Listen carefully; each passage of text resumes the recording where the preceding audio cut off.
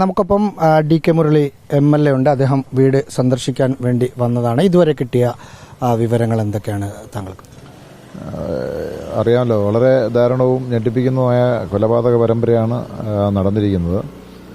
അതിൽ വളരെ നിരപരാധിയെന്ന് നമുക്ക് തീർച്ചയായിട്ടും അറിയാവുന്ന ഒരു പെൺകുട്ടിയെ കൂടി അതിൽ ഉൾപ്പെടുത്തിയിട്ടുണ്ട്.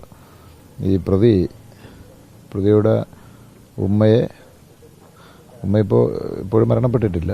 അനുജന് ഇവിടുത്തെ കുട്ടിയെ, അത് കഴിഞ്ഞ് വാപ്പയുടെ ഉമ്മയെ പാങ്ങോട്ട് ചെന്ന് വാപ്പയുടെ ജ്യേഷ്ഠനെയും ഭാര്യയെയും കൂനമേങ്ങ വീട്ടിൽ പോയി ആണ് കൊന്നിരിക്കുന്നത്.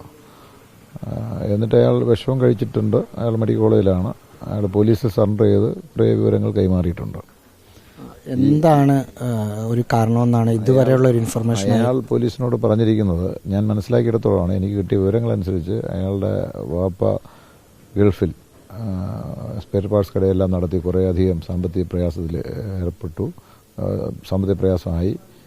ഇവിടെ നിന്ന് പലരിൽ നിന്നും ബന്ധുക്കളിൽ നിന്നുമൊക്കെ കാശ് സംഭരിച്ചവർക്ക് അവിടെ കൊടുക്കേണ്ടി വന്നു. അവരെല്ലാം തിരിച്ചു ചോദിക്കുമ്പോൾ കൊടുക്കാൻ നിവൃത്തിയില്ല.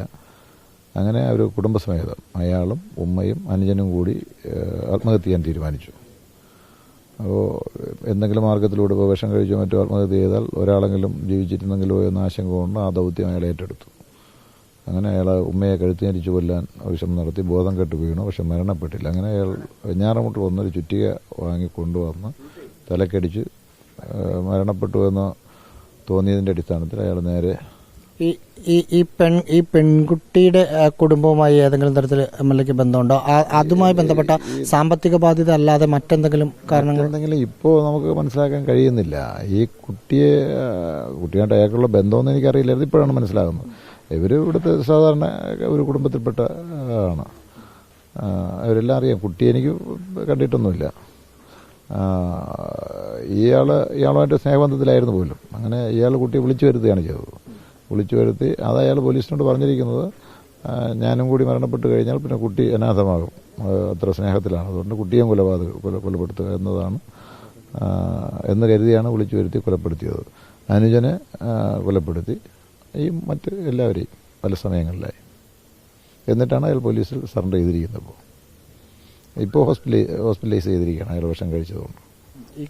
ഈ പെൺകുട്ടിയുടെ വീട്ടുകാരെ വ്യക്തിപരം അറിയാവുന്നതാണോ അതോ? അതെ, എൻ്റെ അയൽവാസികളെന്ന നിലയിൽ അറിയാം, അല്ലാതെ മറ്റടുപ്പങ്ങളൊന്നുമില്ല. വീട് തൊട്ടടുത്ത? തൊട്ടടുത്ത. ഈ കുട്ടിയെ നേരിട്ടറിയാം? കുട്ടിയെ നേരിട്ടറിയില്ല, എനിക്കറിയില്ല. പിതാവൊക്കെ വീട്ടുകാരൊക്കെ പരിചയമുണ്ട്. എന്ത് ചെയ്യാം പിതാവൊക്കെ?